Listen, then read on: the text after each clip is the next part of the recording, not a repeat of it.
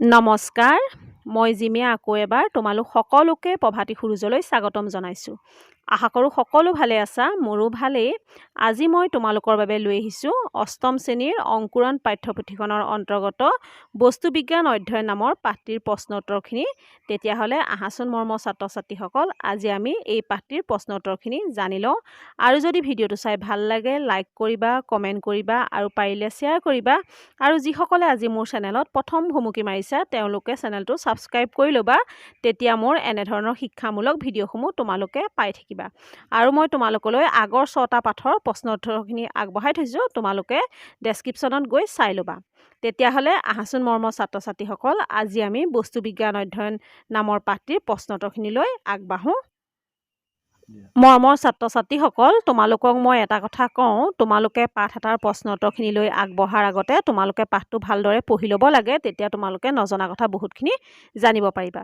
তেতিয়াহ'লে আহা আজি আমি পাঠটোৰ প্ৰশ্নোত্তৰখিনিলৈ আগবাঢ়োঁ। বস্তু বিজ্ঞান অধ্যয়ন 1 নম্বৰতে চাবা উত্তৰ দিয়া। ক নম্বৰতে চাবা বিজ্ঞান শাস্ত্ৰ কিহৰ ভঁৰাল? উত্তৰটো হ'ব বিজ্ঞান শাস্ত্ৰ জ্ঞানৰ ভঁৰাল। খ নম্বৰতে চাবা বিজ্ঞানৰ বলত মানুহে কেনেধৰণৰ কাম কৰিবলৈ ধৰিছে?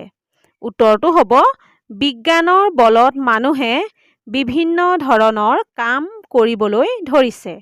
ৰেল, জাহাজ, telegraph, photograph, phonograph, telephone, gramophone, অনুবীক্ষণ, দূৰবীক্ষণ, সম্প্ৰতি ওলোৱা বিমান, নানাবিধ ঔষধ আৰু নানা ৰকম চিকিৎসাৰ প্ৰণালীসমূহৰ আৱিষ্কাৰ বিজ্ঞান চৰ্চাৰ ফলতে সম্ভৱপৰ হৈছে। এতিয়া গ নম্বৰতে চাবা বিজ্ঞান চৰ্চা কৰিলে মানুহে কি ভেদ কৰিব পাৰে? উত্তৰটো হ'ব বিজ্ঞান চৰ্চা কৰিলে মানুহে প্ৰকৃতিৰ গুপ্ত তত্ত্ব ভেদ কৰিব পাৰে, অৰ্থাৎ প্ৰাকৃতিক ঘটনাবোৰৰ মূল কাৰণ জানিব পাৰে। ঘ নম্বৰতে চাবা উদ্গতি পথত কিহে বাধা দিয়ে? উত্তৰটো হ'ব উদ্গতি পথত কুসংস্কাৰে বাধা দিয়ে। ঙ নম্বৰতে চাবা ধনগুলৈ কিহৰ মায়া বুলি মানুহে বিশ্বাস কৰে? উত্তৰটো হ'ব ধনগুলৈ পেটৰ মায়া বুলি মানুহে বিশ্বাস কৰে। প্ৰথম 6 নম্বৰতে চাবা হাতীয়ে গা লৰালে কি হয় বুলি ভাবে? উত্তৰটো হ'ব হাতীয়ে গা লৰালে ভূমিকম্প হয় বুলি ভাবে। দ্বিতীয় 6 নম্বৰতে চাবা বিজ্ঞান শিক্ষাৰ পৰা কি জনা যায়? উত্তৰটো হ'ব বিজ্ঞান শিক্ষাৰ পৰা বস্তুৰ মূল তত্ত্ব জনা যায়। এতিয়া 2 নম্বৰতে চাবা ধনগুলৈৰ কেনেকৈ উৎপত্তি হয় চমুকৈ লিখা। উত্তৰটো চাবা ধনগুলৈ হৈছে এবিধ ভাপ বা বাষ্প। সাধাৰণতে পানীকাষৰীয়া ঠাইত গধূলি পচা মলিয়ন বস্তু যেনে জাবৰ জোথৰ, জীৱ-জন্তুৰ মলমূত্ৰ আদিৰ পৰা ভাপ ওলায়। এই ভাপ বায়ুৰ সংস্পৰ্শলৈ আহিলে তাত জুই জ্বলি উঠে আৰু সেই জুই চাকি এটাৰ নিচিনা হৈ বতাহত কিছু সময় লৰচৰ কৰি ফুৰে। এনেদৰেই ধনগুলৈৰ উৎপত্তি হয়। কোনো লোকে বিশ্বাস কৰে যে পুতি থোৱা ধন-সোণৰ ই এক কালিকা আৰু ৰাতি ই বাহিৰলৈ ওলাই আহে, সেইবাবে মানুহে ইয়াক ধনগুলৈ বুলিছিল। এতিয়া 3 নম্বৰতে চাবা প্ৰতিধ্বনি কেনেকৈ হয় চমুকৈ লিখা। উত্তৰটো চাবা আমি যেতিয়া মুকলি ঠাইত চিঞৰো আমাৰ মাতটো দূৰণিত ঠেকা খাই পুনৰ ঘূৰি আহি আমাৰ কাণত সোমায়। আমি আমাৰ মাতটোৰ লগে লগে আন এটা মাত শুনা পাওঁ। এনেদৰে মাত বা ধ্বনিৰ উৎপত্তি হৈ আন ঠাইত ঠেকা খাই পুনৰ উভতি অহাকে প্ৰতিধ্বনি বোলা হয়। এতিয়া 4 নম্বৰতে চাবা কি কাৰণত বিজ্ঞান শাস্ত্ৰক জ্ঞানৰ ভঁৰাল বুলি কোৱা হয়? উত্তৰটো চাবা বিজ্ঞান শাস্ত্ৰক জ্ঞানৰ ভঁৰাল বুলি কোৱা হয় কাৰণ বিজ্ঞান হৈছে কোনো এটা বিষয়ৰ প্ৰণালীবদ্ধ অধ্যয়ন। বিজ্ঞান চৰ্চা কৰি মানুহে অদ্ভুত কাম কৰিবলৈ সক্ষম হৈছে। বিজ্ঞানৰ বলত মানুহে ৰেল, জাহাজ, telegraph, photograph, phonograph, telephone, gramophone, অণুবীক্ষণ, দূৰবীক্ষণ, সম্প্ৰতি ওলোৱা বিমান, নানাবিধ ঔষধ আৰু নানা ৰকম চিকিৎসাৰ প্ৰণালী আৱিষ্কাৰ কৰিছে।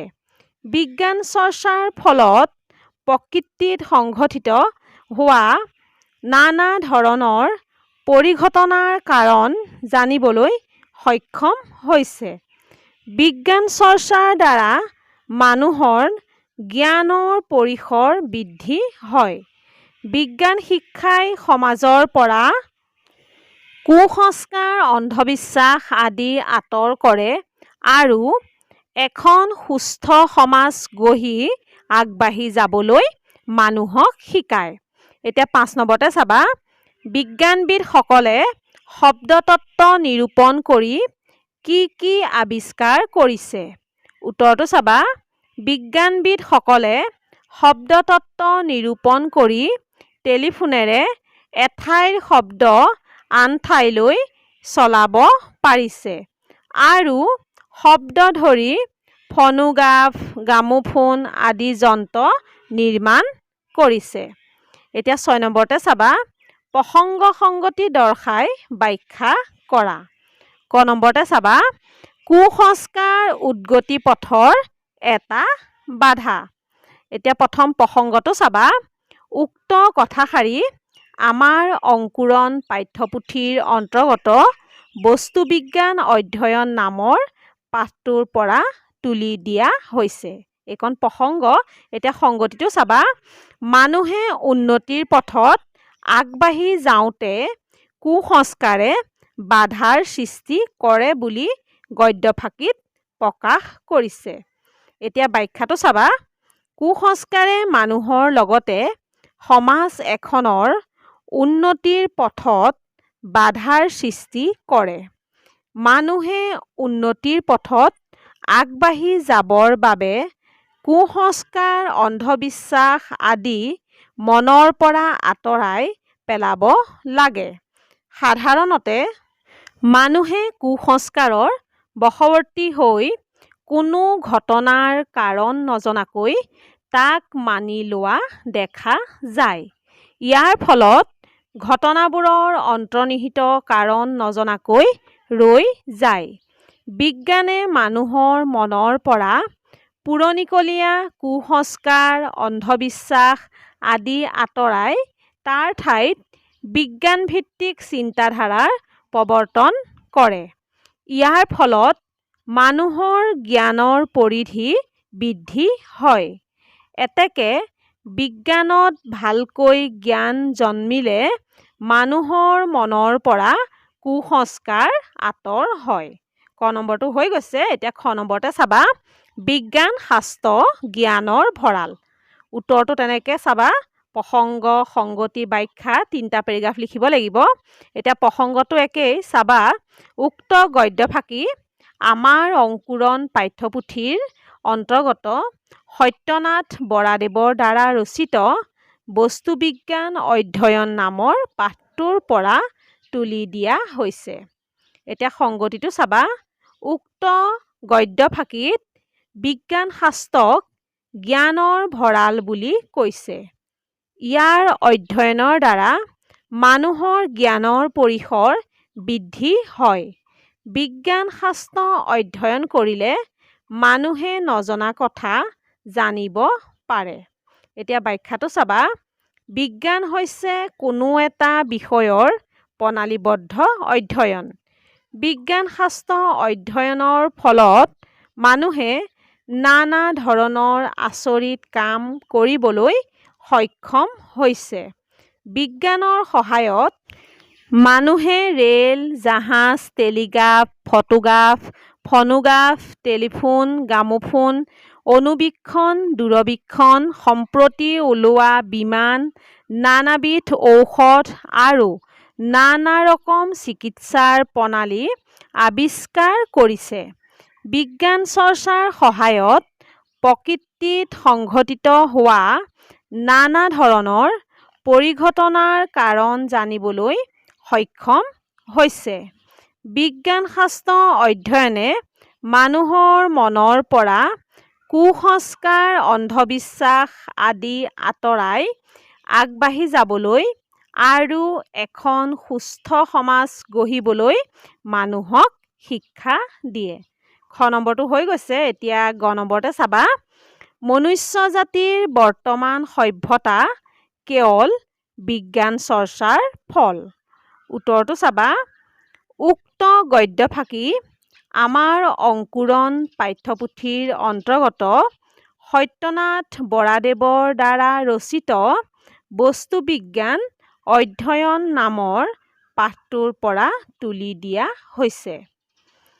বিজ্ঞানৰ ন ন বস্তু আৱিষ্কাৰৰ ফলত মনুষ্য জাতিৰ অশেষ উপকাৰ সাধন হৈছে। মনুষ্য জাতিৰ বৰ্তমান সভ্যতা কেৱল বিজ্ঞান চৰ্চাৰ ফল বুলি গদ্যফাকিত প্ৰকাশ পাইছে। বৰ্তমান যুগটো হৈছে বিজ্ঞানৰ যুগ। বিজ্ঞানে আমাৰ চিন্তাধাৰাৰ পৰিৱৰ্তন ঘটাই আমাৰ জ্ঞানৰ পৰিসৰ বৃদ্ধি কৰিছে। মনুষ্য জাতিৰ বৰ্তমান সভ্যতা কেৱল বিজ্ঞান চৰ্চাৰ ফলত গঢ়ি উঠিছে। বিজ্ঞানে ন ন বস্তু আৱিষ্কাৰ কৰি মানৱ জাতিক সকলো ধৰণৰ সুস্বাচ্ছন্দ্য প্ৰদান কৰিছে। বিজ্ঞানৰ বলত মানুহে ৰেল, জাহাজ, telegraph, photograph, phonograph, telephone, gramophone, অনুবীক্ষণ, দূৰবীক্ষণ, সম্প্ৰতি ওলোৱা বিমান, নানাবিধ ঔষধ আৰু নানা ধৰণৰ চিকিৎসাৰ প্ৰণালী আদি আৱিষ্কাৰ হৈছে। এইবোৰৰ অবিহনে বৰ্তমান মানৱ সভ্যতা কল্পনা কৰিব নোৱাৰি। মানৱ সভ্যতাৰ বাবে এই আৱিষ্কাৰ সমূহে অশেষ উপকাৰ সাধিছে। এই আৱিষ্কাৰসমূহ বিজ্ঞান চৰ্চাৰ ফলত সৃষ্টি হৈছে আৰু ভৱিষ্যতেও ন ন আৱিষ্কাৰ সৃষ্টি হোৱাৰ সম্ভাৱনাই দেখা দিছে। এতিয়া ঘ নম্বৰতে চাবা, সকলোৰে কিঞ্চিত কিঞ্চিত তেহে এটাৰ সমুচিত। উত্তৰটো চাবা, উক্ত গদ্যফাকি আমাৰ অংকুৰণ পাঠ্যপুথিৰ অন্তৰ্গত সত্যনাথ বৰাদেৱৰ দ্বাৰা ৰচিত বস্তুবিজ্ঞান অধ্যয়ন নামৰ পাঠটোৰ পৰা তুলি দিয়া হৈছে। এইকণ প্ৰসংগ গোটেইকেইটা ব্যাখ্যাত এই প্ৰসংগটো একেধৰণৰে হ'ব। কোনো এটা বিষয়ৰ সম্পূৰ্ণ জ্ঞান লাভ কৰিবলৈ সকলো বিষয়ৰ অলপ অলপ জানিব লাগে।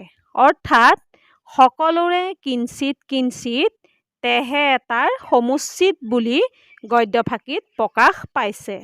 এতিয়া ব্যাখ্যাটো চাবা, বৰ্তমান যুগ হৈছে বিজ্ঞানৰ যুগ। বিজ্ঞানে আমাৰ চিন্তাধাৰাৰ পৰিৱৰ্তন ঘটাই জ্ঞানৰ পৰিসৰ বৃদ্ধি কৰিছে। আমাৰ চাৰিওফালে দিনে নিশাই নানা ধৰণৰ ঘটনা ঘটি আছে। আমি বৈজ্ঞানিক দৃষ্টিভংগীৰে সেইবোৰ পৰ্যবেক্ষণ কৰিলে ইয়াৰ বিভিন্ন দিশ উদ্ঘাটন কৰিব পাৰিম। সেইবাবে বিজ্ঞান শাস্ত্ৰ অধ্যয়ন আমাৰ বাবে নিতান্ত প্ৰয়োজনীয়। বিজ্ঞান শাস্ত্ৰ নানাবিধ আছে। সকলো বিধৰ সম্পূৰ্ণ জ্ঞান লাভ কৰা বৰ দুষ্কৰ কথা।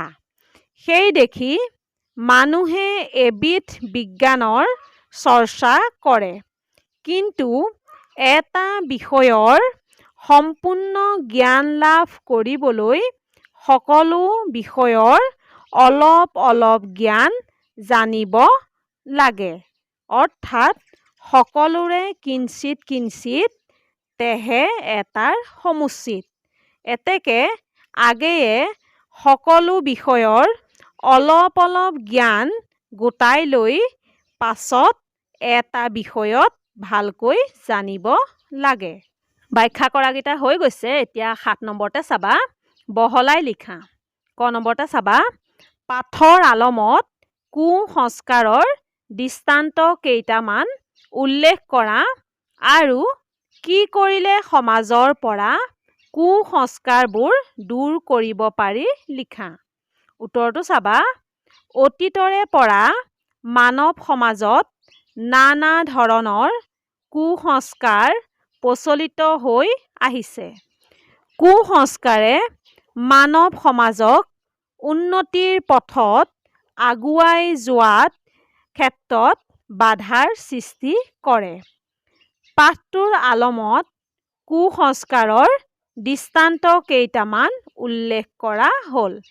ক নম্বৰতে চাবা বহুতো চহা মানুহে ধনগুলৈক প্ৰেতৰ মায়া বুলি বিশ্বাস কৰে। আন কিছুমানে বিশ্বাস কৰে যে পুতি থোৱা ধন সোণৰ ই এক কালিকা আৰু ৰাতি ই বাহিৰলৈ ওলাই আহে।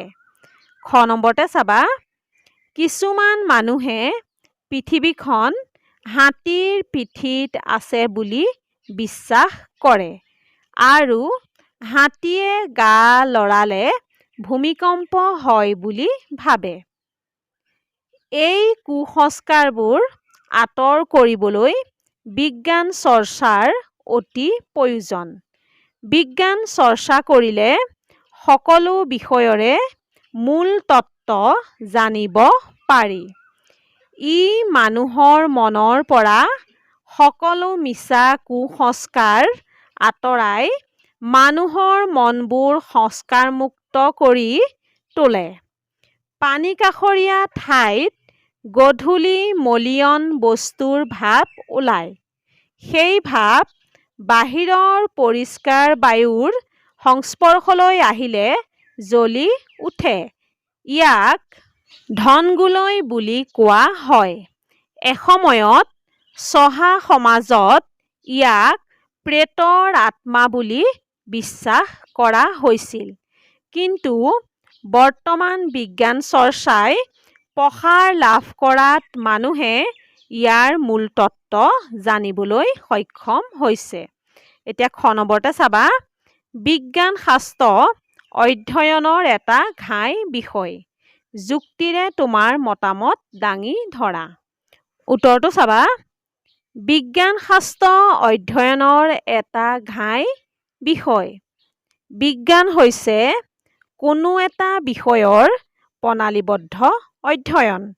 ইয়াৰ সহায়ত মানুহে বিভিন্ন ধৰণৰ কাম কৰিবলৈ সক্ষম হৈছে। বিজ্ঞানৰ সহায়ত মানুহে ৰেল, জাহাজ, telegraph, photograph, phonograph, telephone, gramophone, অণুবীক্ষণ, দূৰবীক্ষণ, বৰ্তমানলৈকে ওলোৱা নানা ধৰণৰ বিমান, নানাবিধ ঔষধ, নানা ধৰণৰ চিকিৎসা প্ৰণালী আদি আৱিষ্কাৰ কৰিবলৈ সক্ষম হৈছে। বিজ্ঞান চৰ্চাৰ সহায়ত প্ৰকৃতিত সংঘটিত হোৱা নানা ধৰণৰ পৰিঘটনাৰ কাৰণ জানিব পাৰি। ঢোলত কোব মাৰিলে শব্দ উঠে, হাবিত চিঞৰিলে প্ৰতিধ্বনি হয়। এনেধৰণৰ দিনে ৰাতিয়ে দেখা ঘটনাবিলাকৰ কাৰণ বিজ্ঞান শাস্ত্ৰ অধ্যয়নৰ পৰা জানিব পাৰোঁ। বৈজ্ঞানিকসকলে শব্দতত্ত্ব নিৰূপণ কৰি টেলিফোনৰ সহায়ত এঠাইৰ পৰা আন ঠাইলৈ যোগাযোগ কৰিবলৈ সক্ষম হৈছে। বিজ্ঞান শিক্ষাই মানুহৰ মনৰ পৰা কুসংস্কাৰ, অন্ধবিশ্বাস আদি আঁতৰ কৰে আৰু এখন সুস্থ সমাজ গঢ়ি তোলাত সহায় কৰে। সেয়েহে বিজ্ঞান শাস্ত্ৰক অধ্যয়নৰ এটা বিষয় হিচাপে ল'ব লাগে। বিজ্ঞান শাস্ত্ৰ নানাবিধ আছে। সকলোবিধৰ সম্পূৰ্ণ জ্ঞান লাভ কৰা বৰ দুষ্কৰ কথা। সেই দেখি মানুহে এবিধ বিজ্ঞানৰ মাথোন চৰ্চা কৰে। কিন্তু এটা বিষয়ৰ সম্পূৰ্ণ জ্ঞান লাভ কৰিবলৈ সকলো বিষয়ৰ অলপ অলপ জানিব লাগে। এতেকে আগে সকলো বিষয়ৰ অলপ অলপ জ্ঞান গোটাই লৈ পাছত এটা বিষয়ত ভালকৈ জানিব লাগে। এতিয়া 7 নম্বৰটো হৈ গৈছে। 8 নম্বৰতে চাবা, তলৰ শব্দকেইটাৰ প্ৰত্যয় ভাঙি দেখুওৱা। শব্দ কেইটামান দি দিছে, প্ৰত্যয় ভাঙিব দিছে। তোমালোকে ব্যাকৰণত প্ৰত্যয় ভাগটো ভালদৰে পঢ়ি চাবা, তেতিয়া বুজি পাবা। ৰোৱনী, ৰোৱনীটো হ'ব ৰৌ যোগ অনি। ৰান্ধনী, ৰান্ধ যোগ অনি। নাৱৰীয়া, নাও যোগ অৰিয়া। মৰমীয়াল, মৰম যোগ ইয়াল। পনীয়া, পানী যোগ ইয়া। জোনালী, জোন যোগ আলি। দয়ালু, দয়া যোগ আলু। ধৰুৱা, ধাৰ যোগ ওৱা। মৰমৰ ছাত্ৰ ছাত্ৰীসকল, ইয়াৰ লগে লগে আজি আমাৰ বস্তু বিজ্ঞান অধ্যয়ন পাঠটিৰ প্ৰশ্ন উত্তৰখিনি শেষ হৈছে। মই ভাবোঁ পাঠটোৰ প্ৰশ্ন উত্তৰখিনিৰ পৰা তোমালোক উপকৃত হ'ব পাৰিবা। আৰু যদি তোমালোকক পিছৰ পাঠৰ প্ৰশ্ন উত্তৰৰ প্ৰয়োজন হয় মোক কমেণ্টত জনাবা, মই দিবলৈ নিশ্চয় চেষ্টা কৰিম। তেতিয়াহ'লে আজিৰ ভিডিঅ'টো এইখিনিতে সামৰণি মাৰোঁ। আজিৰ ভিডিঅ' চোৱা সকলোলৈকে মোৰ ফালৰ পৰা বহুত বহুত ধন্যবাদ জনাই আজিৰ ভিডিঅ'টো সামৰণি মাৰিছোঁ। ধন্যবাদ।